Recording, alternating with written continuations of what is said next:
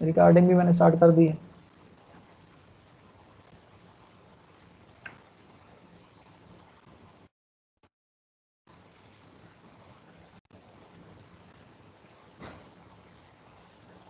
आज हमने पढ़ने हैं structures of proteins, structures of proteins. ठीक है, प्रोटीन के जो स्ट्रक्चर्स हैं बच्चों वो हैं 4। ठीक है, 4 स्ट्रक्चर्स।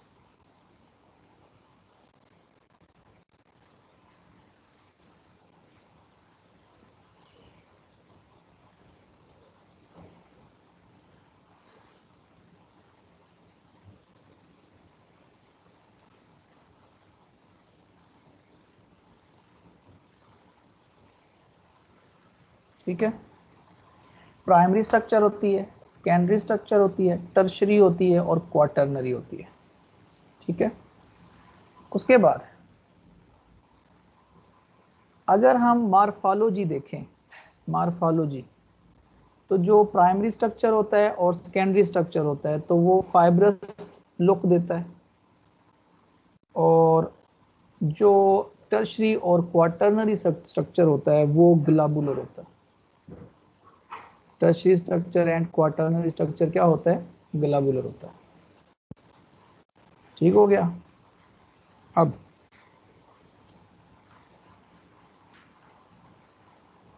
जो प्राइमरी स्ट्रक्चर होती है वो किसी भी प्रोटीन की फंक्शनल फॉर्म नहीं होती, किसी भी प्रोटीन की फंक्शनल फॉर्म नहीं होती प्राइमरी स्ट्रक्चर। तीसरा point, single polypeptide chain primary structure भी रिप्रेजेंट करती है। वो कन्फिगर होके अपग्रेड होके सेकेंडरी स्ट्रक्चर भी बन सकती है, और वो फर्दर अपग्रेड होके वो टर्शरी स्ट्रक्चर भी बन सकती है। Single polypeptide chain primary structure भी रिप्रेजेंट कर सकती है, सेकेंडरी स्ट्रक्चर्स पर भी कन्फिगर हो जाती है, और टर्शरी ऑर्गेनाइजेशन भी अवेल कर सकती है। लेकिन single chain quaternary structure avail नहीं कर सकती। क्वाटरनरी स्ट्रक्चर के लिए there should be more than 1 polypeptide chains, there should be more than 1 polypeptide chains. अब बहुत तवज्जो से सुनना है आपने, मुझे आपकी 100% कंसंट्रेशन चाहिए, अटेंशन चाहिए। यहां गौर से देखें, जहां पे मैं पॉइंटर लगा रहा हूं, ये एक सिंगल पॉलीपेप्टाइड चेन है, सिंगल पॉलीपेप्टाइड चेन। एक पॉइंट, इस पॉलीपेप्टाइड चेन के अंदर जो अमाइनो एसिड्स हैं वो लीनियर ऑर्डर में अरेंज है। 2 पॉइंट, तीसरी बात, ये अमाइनो एसिड आपस में कनेक्टेड हैं बाय ओनली पेप्टाइड बॉन्ड, और इस चेन के अंदर इजीली डिटरमाइन किया जा सकता है number and sequence of amino acid. तो ये जो स्ट्रक्चर है this is called primary structure. Repeat कर रहा हूं, वैसे रिकॉर्डिंग भी हो रही है, कि सिंगल पॉलीपेप्टाइड चेन हो, उसके तमाम अमाइनो एसिड एक लीनियर ऑर्डर में अरेंज हैं, तमाम अमाइनो एसिड जो हैं वो कनेक्टेड हैं आपस में सिर्फ और सिर्फ पेप्टाइड बॉन्ड्स के थ्रू, और उसके बाद इस चेन के अंदर easily number of amino acid and sequence of amino acid को डिटरमाइन किया जा सकता है। तो अब इसको हम बोलते हैं कि ये प्रोटीन की प्राइमरी स्ट्रक्चर होती है। ठीक है, लेकिन प्राइमरी स्ट्रक्चर जो होती है किसी भी प्रोटीन की वो फंक्शनल फॉर्म नहीं होती, ये बात याद रखना। Primary structure is not functional form of any protein. हाँ, जब भी कोई प्रोटीन बनती है तो अलबत्ता वो बनती है तो हमेशा कौन सा लेवल होती है, पहले वो होती वो प्राइमरी है, बाद में वो डिफरेंट स्ट्रक्चर अवेल करती है। इसको मैं मजीद एक्सप्लेन करूंगा आगे जाके, लेकिन अभी पहले तरतीब समझें। 1 मिनट के लिए खामोश रहें या 2 मिनट के लिए, अजान हो रही है, अजान सुन लें, फिर मैं आपको सेकेंडरी पढ़ाता हूँ।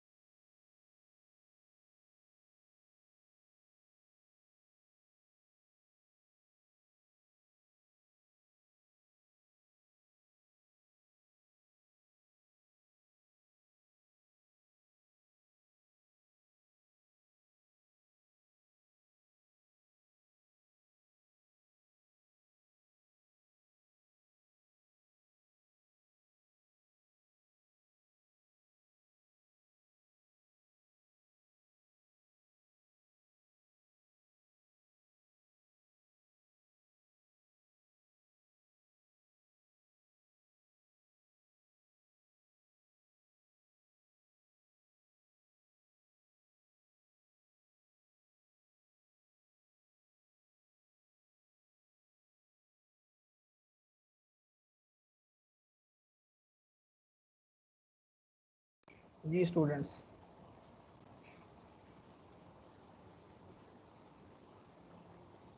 प्राइमरी हो गई थी, सेकेंडरी की बात करते हैं। अगर सिंगल पॉलीपेप्टाइड चेन हेलिक्स बना ले, क्या बना ले? हेलिक्स। ये जो बने हुए ना, इनको बोलते हैं हेलिक्स। ये ऊपर एक चीज बना रहा हूं, उसको देखना है, यूं हेलिक्स होते हैं, ये हेलिक्स हैं, ठीक है, दीज आर हेलिक्स। और इसके लिए मैं एच लिख देता हूं, हेलिक्स। और शीट जो होती है, बस शीट आप वो ना समझ लें जो आम शीट यूज करते हैं आप। शीट पैटर्न ये होता है, अगर पॉलीपेप्टाइड चेन यूं अरेंज हुई हुई है, दिस इज शीट पैटर्न, ठीक है। शीट के लिए एस लिख देता हूं। अब अगर सिंगल पॉलीपेप्टाइड चेन हेलिक्स बना ले या शीट बना ले, और इसका हेलिक्स पैटर्न और शीट पैटर्न जो है फिर ये ओपन ना हो सके, ओपन ना हो, बल्कि इन हेलिक्स को, इन टर्न्स को आपस में बाइंड कर ले हाइड्रोजन बॉन्डिंग, अब ये नहीं ओपन हो सकते, अब ये पैटर्न नहीं खुल सकता है ना। This is called secondary structure. और मैं स्ट्रक्चर की बात कर रहा हूं, मैं शेप की बात नहीं कर रहा, बिल्कुल भी नहीं। हाँ, अगर सिंगल चेन है, फर्ज करें वो ऐसे बज़ाहिर लग रहा है कि उसने हेलिक्स बनाया हुआ है या शीट पैटर्न बनाया हुआ है, लेकिन उसमें हाइड्रोजन बॉन्डिंग नहीं हुई, that is primary protein, primary structure. वो तो शेप उसकी बज़ाहिर आपको हेलिक्स और शीट नजर आ रही है, लेकिन एक्चुअली स्ट्रक्चर मेंटेन नहीं हुआ। जैसे ही वो क्या होगी, थोड़ी सी डिस्टर्बेंस आएगी मीडियम में, उसकी वो जो शेप है वो डिस्टर्ब हो जाएगी। बस यूं समझ लो यार, एक सिंगल धागा आप ले लें, उसके दोनों एंड स्ट्रेट कर लें, तो प्राइमरी स्ट्रक्चर है। उसको हाथ पे रख के गोली सी बना लें, लेकिन दोबारा दोनों एंड्स को पकड़ें और ऐसे खींचें तो दोबारा वो सीधा हो जाए, तो इसका मतलब है वो शेप उसकी चेंज हो गई थी जब हमने उसको हाथ में घुमाया है, अदरवाइज उसका जो स्ट्रक्चर था वो क्या था? प्राइमरी। तो अगर सिंगल चेन हेलिक्स पैटर्न बना ले या शीट बना ले, और इस हेलिक्स और शीट पैटर्न को मेंटेन रखे hydrogen bonding, that is called secondary structure. ठीक हो गया, दो चीजें हो गई। अभी मैं आपको सिर्फ बेसिक आइडिया दे रहा हूं, जितना आपकी बुक में लिखा हुआ है जस्ट वो बता रहा हूं, जस्ट वो बता रहा हूं। और अक्लमंदी का भी तकाजा यही है कि जितना आपकी बुक में है ना, जस्ट वो बताया जाए, इससे ऊपर बताया ना जाए। एंट्री टेस्ट में आओगे तो वहां पढ़ा लेंगे, अभी हम टाइम बचा लें। ठीक है, 1 मिनट में साथ आपकी बुक में भी देख लो, इन्होंने जो इन्फॉर्मेशन दी है बहुत लिमिटेड इन्फॉर्मेशन दी है, इन स्ट्रक्चर्स को एक्सप्लेन किया ही नहीं है। जी बिल्कुल ऐसा ही है, इन्होंने एक्सप्लेन नहीं किया, तो हम लंबी चौड़ी कहानियां भी नहीं लगाएंगे, जितना बुक में मैं उतना समझा देता हूँ। अब अगर ऐसा है बच्चों कि सिंगल पॉलीपेप्टाइड चेन, चाहे वो सारी की सारी हेलिक्स फॉर्म में है, या वो सारी की सारी शीट फॉर्म में है, या वो सेकेंडरी स्ट्रक्चर का कुछ पार्ट हेलिक्स फॉर्म में है, कुछ पार्ट शीट फॉर्म में है, वो आपस में क्या करे, अपने ऊपर फोल्ड बैक करना शुरू कर दे रैंडमली। और जब फोल्डिंग करती जाए तो आपस में मजीद बॉन्डिंग करती जाए। मिसाल के तौर पे ये देखें, मैंने क्या किया है, ये सेकेंडरी, फर्ज करो ये सेकेंडरी स्ट्रक्चर थी, इसको अपने ऊपर फोल्ड बैक कर दिया, इसका थोड़ा सा ये पार्ट मैंने हेलिक्स दिखा दी है, ये पार्ट मैंने थोड़ा सा शीट दिखा दी है, फिर मैंने हेलिक्स दिखा दी है। ये ज़रूरी नहीं है कि सारे की सारी हेलिक्स हो भी सकती है, सारे के सारी शीट हो भी सकती है, कुछ पार्ट हेलिक्स फॉर्म में हो, कुछ पार्ट शीट फॉर्म में हो, मुमकिन है। लेकिन जब इन दोनों में से कोई भी सेकेंडरी स्ट्रक्चर वाली सिंगल पॉलीपेप्टाइड चेन अपने ऊपर फोल्ड करना शुरू कर दे बार बार, और बॉन्डिंग होना शुरू हो जाए, ये देखें इनके दरमियान बॉन्डिंग हो गई यहाँ पे। और अब ये जो बॉन्डिंग होती है वो कौन सी होती है? या तो हाइड्रोजन बॉन्डिंग, या तो नहीं बल्कि हाइड्रोजन बॉन्डिंग। मजीद जो पहले वाली है सेकेंडरी वाली, उसकी बात नहीं कर रहा, वो तो है ही है। अब यहाँ पे मजीद जब अपने ऊपर फिर फोल्डिंग हो रही है, यहाँ बॉन्डिंग हो रही है, फर्ज को ये हाइड्रोजन बॉन्डिंग, फिर क्या आ गई? आयनिक बॉन्डिंग, इसी तरह से क्या आ गई, डाइसल्फाइड ब्रिज आ गई, डिफरेंट बॉन्डिंग आती जाती। अब ये जो सेकेंडरी स्ट्रक्चर अपने ऊपर फोल्ड कर चुकी थी, बॉन्डिंग की वजह से अनफोल्ड नहीं हो सकेगी, तो अब वो एक नई स्ट्रक्चर बन जाएगी, that is called tertiary structure. तो आप देख रहे हैं कि सिंगल चेन अगर लीनियर ऑर्डर में है और सिर्फ हाइड्रोजन पेप्टाइड बॉन्ड से कनेक्टेड है अमाइनो एसिड, तो वो क्या है, primary structure.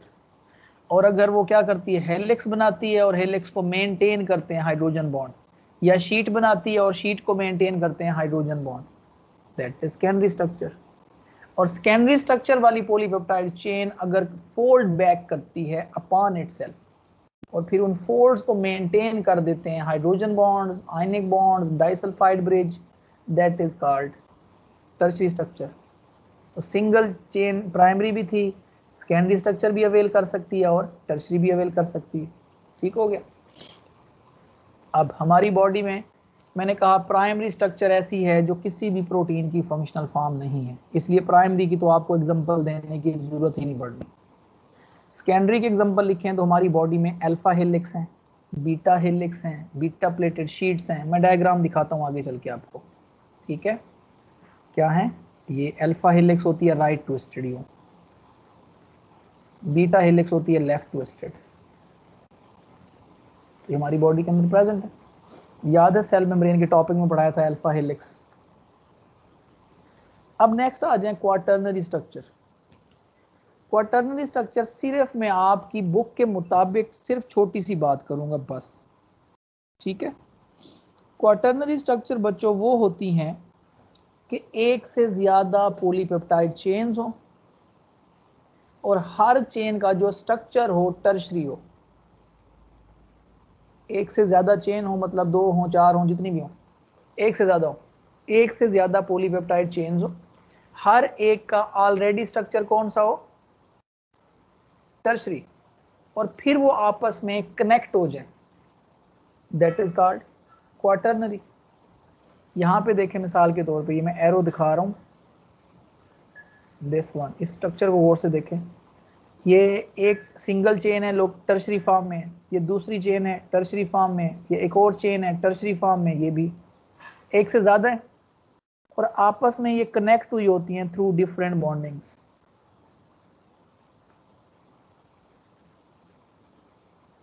This is called quaternary structure. Quaternary की एग्जांपल दूं, मिसाल के तौर पे हमारे जो ब्लड में प्रोटीन है haemoglobin, that is the best example of quaternary. आपकी बुक के मुताबिक ये कंप्लीट हो गया है, और मुझे आई थिंक मुझे भी इतना ही करना चाहिए, इसको आगे नहीं जाना चाहिए, आपके लिए कॉम्प्लिकेटेड होगा। हालांकि जून वाले सेक्शन को मैंने ये बहुत ज़्यादा डिटेल में पढ़ाया था, 2 दिन लगा के पढ़ाया है। उसकी वजह है कि ये एंट्री टेस्ट का मेन टॉपिक है, लेकिन क्योंकि आपका सेशन जो है महीना बाद शुरू हुआ है, तो वो टाइम कम होता है, तो लिमिटेड ही पढ़ाऊंगा जितना टेक्स्ट बुक में। आपकी बुक में जितना है वो मैंने सारा पढ़ा दिया। अच्छा आगे चलें ज़रा। ये कुछ स्लाइड्स हैं, लेकिन ये रिकॉर्डिंग का तो अब हिस्सा बन जाएंगी, अगर आप बाद में पढ़ना चाहें खुद पढ़ सकते हैं तो, लेकिन मैं अभी फिलहाल इनको नहीं छेड़ूंगा। ये सिकल सेल एनीमिया का टॉपिक हम बाद में देखेंगे।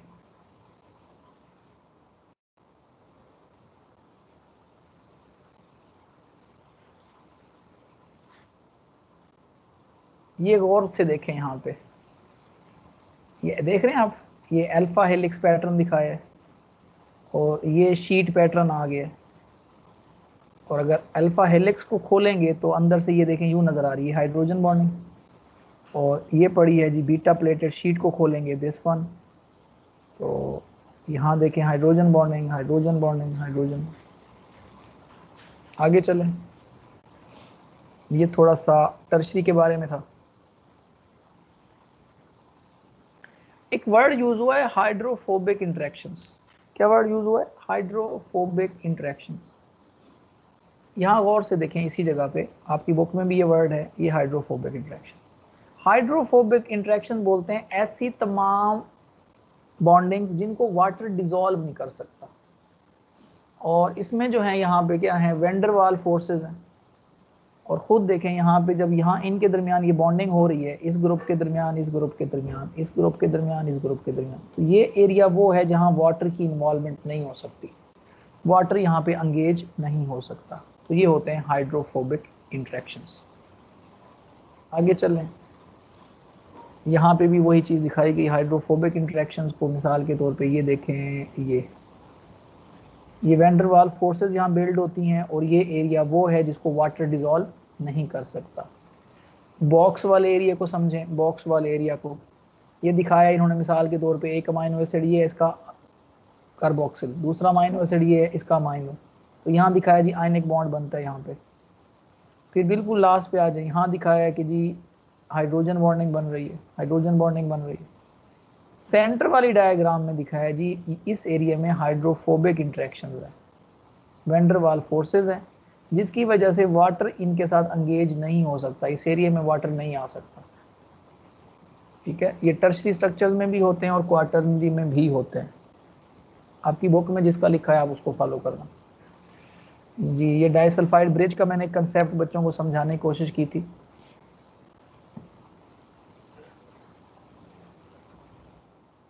ये क्वार्टरनरी स्ट्रक्चर के बारे में 2-4 लाइंस थी।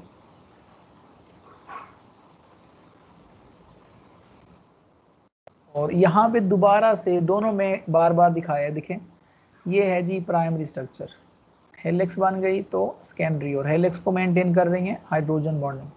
फिर ये सुपर कॉइल करके क्या बन गई, टर्शरी। और टर्शरी स्ट्रक्चर वाली एक से ज़्यादा अगर क्या होती हैं पॉलीपेप्टाइड चेन्स आपस में कनेक्ट होती हैं तो वो क्या होती है, क्वार्टरनरी होती है। यहाँ पे बॉन्डिंग का पैटर्न समझाया हुआ है, ये देखें यहाँ पे हाइड्रोजन बॉन्डिंग है, ये डॉटेड होती है ना हाइड्रोजन बॉन्डिंग, डॉट्स लगे हुए, और यहाँ पे भी हाइड्रोजन बॉन्डिंग दिखाई है, यहाँ हेलिक्स में दिखाई है हाइड्रोजन बॉन्डिंग और यहाँ शीट में, ये पैटर्न इसको बोलते हैं शीट पैटर्न। ठीक है, अच्छा उसके बाद कुछ और बॉन्डिंग भी हैं, हाइड्रोफोबिक इंटरेक्शन यहाँ पे दिखाए होंगे, ये देखें जी अमाइनो एसिड्स के बिटवीन जो होंगे यहाँ पे हाइड्रोफोबिक इंटरेक्शंस होते हैं इन एरियाज में, इनके दरमियान, इनके दरमियान। तो ये एरिया वो है जहाँ वाटर इंटरेक्ट नहीं कर सकता, इनको बोलते हैं हाइड्रोफोबिक जी। अब ये पढ़ते हैं classification of proteins, classification of proteins. अभी जो पहले मैं डिस्कस करवा रहा था वो थी स्ट्रक्चर ऑफ प्रोटीन्स, अब है क्लासिफिकेशन ऑफ प्रोटीन्स। तो क्लासिफिकेशन क्या होती है प्रोटीन्स की बच्चों, 2 प्रोटीन्स हैं क्लासिफिकेशन के हिसाब से, fibrous proteins and globular proteins. ये ज़्यादा इंफॉर्मेटिव ही है, इसको आप एक दफ़ा खुद भी पढ़ते हैं हो जाता है, और आई थिंक ये कहीं ना कहीं पे ये मैट्रिक का भी हिस्सा है। फाइब्रस प्रोटीन्स वो होती हैं जो फाइब्रस फॉर्म में, फिलामेंटस फॉर्म में, और इनकी जो स्ट्रक्चर्स होती हैं वो टर्शरी सेकेंडरी स्ट्रक्चर्स होती हैं। प्रॉपर्टीज़ में देखें तो ये वाटर इनसॉल्युबल हैं, नॉन क्रिस्टलीन हैं, इलास्टिक नेचर होती हैं, और सेल के अंदर ये स्ट्रक्चरल रोल भी परफॉर्म कर रही होती हैं और फंक्शनल रोल भी परफॉर्म कर रही होती हैं, स्ट्रक्चरल रोल भी और फंक्शनल रोल भी। ठीक है, जैसे फिब्रिन प्रोटीन है, वो ब्लड क्लॉट का पार्ट बन जाती है, that is a structural role. इसी तरह से एक्टिन प्रोटीन है या मायोसिन प्रोटीन है, वो मसल फाइबर्स को बनाने में भी रोल परफॉर्म कर रहे हैं और मसल सेल की कंट्रैक्शन में भी इन्वॉल्व है। ठीक है, और ये कंपैरेटिवली स्टेबल होती हैं। और नेक्स्ट एग्जांपल इसमें है जी सिल्क फाइबर है, मायोसिन है, केराटिन है, ये सारा कुछ ठीक हो गया। उसके बाद हैं ग्लोबुलर प्रोटीन्स। ग्लोबुलर प्रोटीन क्या होती हैं, एक गुड्डियाँ उड़ाते हैं यार आप लोग, या खुद नहीं उड़ाते, देखी तो होंगे, तो वो जब धागा होता है ना उसका डोर होती है, वो लपेटते हैं ना, वो एक पिन्ना सा बन जाता है, तो इस तरह की जो शेप होती है इसको बोलते हैं ग्लोबुलर। अब वो बेशक स्फेरिकल हो, ओवल हो, थोड़ा इलांगेटेड हो, जो भी हो, तो क्या होती हैं ये शेप इनकी स्फेरिकल, लिप्साइडल, ओवल ये होंगी। और स्ट्रक्चर इनके टर्शरी भी होते हैं, क्वार्टरनरी भी होते हैं, क्योंकि टर्शरी स्ट्रक्चर की शेप भी कौन सी बन चुकी होती है, ग्लोबुलर, और टर्शरी मिल के अगर क्वार्टरनरी बनाए तो क्वार्टरनरी की शेप भी क्या होती है, ग्लोबुलर ही होती है। और ये वाटर सॉल्युबल होती हैं, क्योंकि जब इनको कन्फिगर किया जाता है टर्शरी लेवल पे या क्वार्टरनरी लेवल पे, तो अमाइनो एसिड के पोलर पार्ट्स जो होते हैं वो सरफेस पे आ जाते हैं, तो उनके साथ वाटर मॉलिक्यूल अटैच हो जाते हैं। और ये मैंने आपको बताया हुआ है कि अगर कोई चीज़ वाटर मॉलिक्यूल को अपने साथ अंगेज कर लेती है, अरेंज कर लेती है, अटैच कर लेती है, दैट इज सॉल्युबिलिटी। ये ग्लोब्यूल्स मैंने बता दिए जी, ग्लोबुलर होता है उसके लिए बोलते हैं। और ये इसी वजह से वाटर में सॉल्युबल होती हैं और क्रिस्टलाइज भी हो जाती हैं ये, और इसी हिसाब से देखा जाए तो ये कंपैरेटिवली लेस स्टेबल हैं क्योंकि इनकी सरफेसेस पोलर होती हैं, और आमतौर पे ये फंक्शनल रोल परफॉर्म करती हैं हमारी बॉडी में। एंजाइम्स को देख लें, catalytic activity, antibodies, immunity, hormones, regulatory activities, haemoglobin, oxygen, carbon dioxide वगैरह की ट्रांसपोर्ट। तो ये बहुत ही इंपॉर्टेंट शार्ट क्वेश्चन भी है, comparison between globular proteins and fibrous protein, या बाज़ औक़ात किसी एक की क्लासिफिकेशन पूछ ली और प्रॉपर्टीज़ पूछ ली जाती हैं, और बाज़ औक़ात ये 5 नंबर का लॉन्ग क्वेश्चन भी आ जाता है कि discuss properties of globular proteins या give comparison between globular and fibrous proteins. तो ये MCQ शॉर्ट लॉन्ग हर तरह से इम्पोर्टेंट है, ठीक है। ये है जी प्रोटीन्स का एक टेबल जो कि आपने खुद पढ़ना है, क्योंकि ये हर प्रोटीन का रोल दिया होगा हमारी बॉडी में क्या रोल परफॉर्म करती है, और वो रोल ऐसा है कि कोई एक बात ऐसी नहीं है जो आपने 9th में 10th में या फर्स्ट ईयर की चीज़ों में ना देखी हो, किसी भी एक को पढ़ लें। मिसाल के तौर पे storage proteins provide energy when required, actin और मायोसिन का लिखा हुआ है कि muscle movement, tubulin protein cilia, flagella, spindle ये बनाती है, ठीक है। इंसुलिन क्या करती है, ग्लूकोज को कम करती है, ग्लूकागान ग्लूकोज को बढ़ाती है, प्रोटीन्स, ठीक है जी। फिर ये छोटा सा टॉपिक है कंजुगेट मॉलिक्यूल, इसको सुन लें, और ये इंतहाई आसान है। कंजुगेट मॉलिक्यूल क्या होता है, अगर दो डिफरेंट टाइप्स के मॉलिक्यूल्स कंबाइन होके एक न्यू टाइप का मॉलिक्यूल बना दें, दो डिफरेंट टाइप के मॉलिक्यूल मिलके न्यू टाइप का मॉलिक्यूल बना दें, that is called conjugate molecule, ठीक है। मिसाल के तौर पे, एक मिनट रुकें,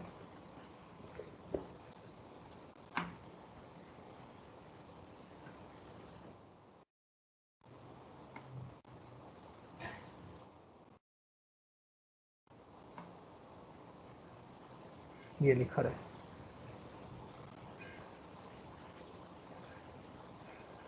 जी, यहाँ एग्जांपल दी है ग्लाइकोप्रोटीन बनी हुई है कार्बोहाइड्रेट्स एंड प्रोटीन्स की, ठीक है। इसी तरह से है ग्लाइकोलिपिड्स, इसमें क्या है, carbohydrates and lipids, lipoprotein lipids and proteins, proteoglycan proteins and carbohydrates, peptidoglycans peptide fragments and carbohydrate. अब ये दो वर्ड का कॉम्बिनेशन है, ठीक है। इसमें से जो सेकंड वर्ड है ना उसकी क्वांटिटी ज्यादा होती है।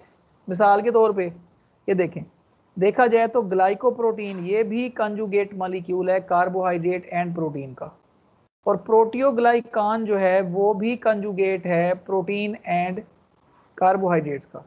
तो फिर दोनों में फ़र्क क्या हुआ, फ़र्क ये है बच्चों, प्रोटियोग्लाइकॉन में तकरीबन 85 to 90% कार्बोहाइड्रेट है और 10 to 15% प्रोटीन, जबकि उलट कर लो तो वो ग्लाइकोप्रोटीन है। ग्लाइकोप्रोटीन में प्रोटीन है तकरीबन 90 to 95% और कार्बोहाइड्रेट बिल्कुल कम है, 5 to 10%, 2 to 3%, ठीक है। ये भी ख्याल रखना। फंक्शंस इनके हमारी बॉडी में डिफरेंट हैं, बहुत ज़्यादा फंक्शंस हैं। ये सारे के सारे फंक्शन आप पढ़ सकते हैं, कुछ मैं रिपीट कर देता हूँ और यहाँ रिवाइज कर देता हूँ कि सेल मेम्ब्रेन में देखें ग्लाइकोलिपिड भी हैं, ग्लाइकोप्रोटीन है। सेल्स की जो सिक्रीशंस होती हैं, म्यूकस सिक्रीशंस हैं या एंटीबॉडीज़ हैं, ये क्या होती हैं, ग्लाइकोप्रोटीन्स होती हैं। हमारे आरबीसीज की सरफेस पे जो एंटीजन्स होते हैं, याद है मैट्रिक में पढ़ा होगा, एफएससी पार्ट 2 में भी है, एबीओ ब्लड ग्रुप सिस्टम। तो जो एंटीजन अटैच होता है आरबीसी की सरफेस पे, उसकी नेचर भी क्या होती है, ग्लाइकोप्रोटीन है,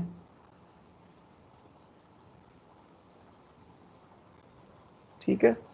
इसी तरह से ग्लाइकोप्रोटीन आर्की बैक्टीरिया की मेम्ब्रेन बनाती हैं, पेप्टाइडोग्लाइकॉन जो होती है सेल वॉल बनाती हैं उसकी, बैक्टीरिया वगैरह की, और आर्की बैक्टीरिया की सेल वॉल जो होती है वो पेप्टाइडोग्लाइकान की नहीं बनी होती बल्कि ग्लाइकोप्रोटीन की बनी होती है।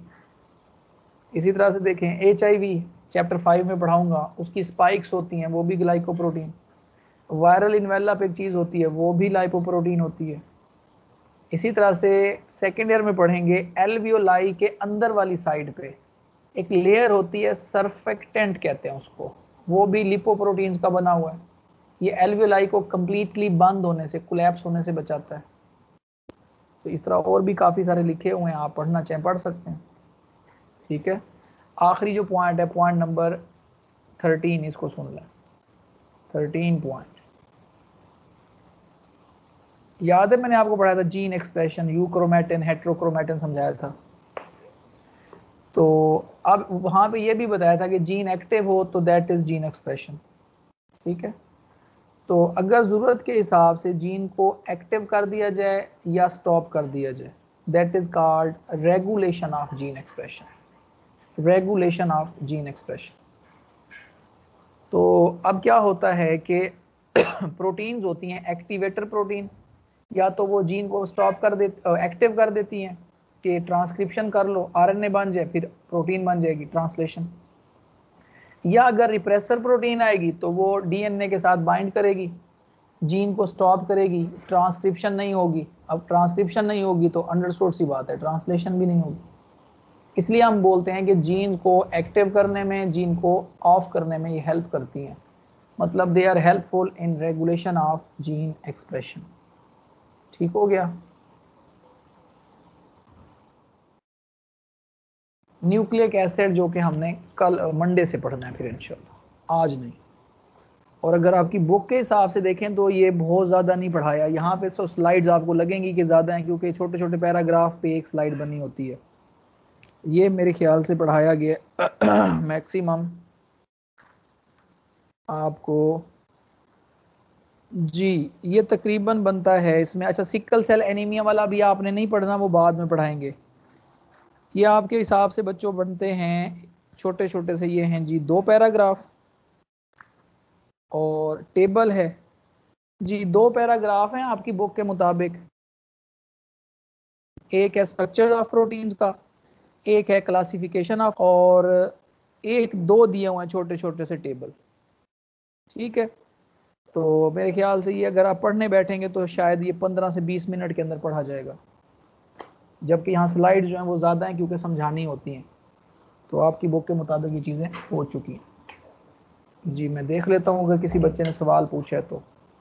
हाँ, अब ये हाल बता कि 2 दिन हमें काफ़ी पड़ेंगे न्यूक्लिक एसिड को पढ़ने के लिए, 2 दिन काफ़ी होंगे।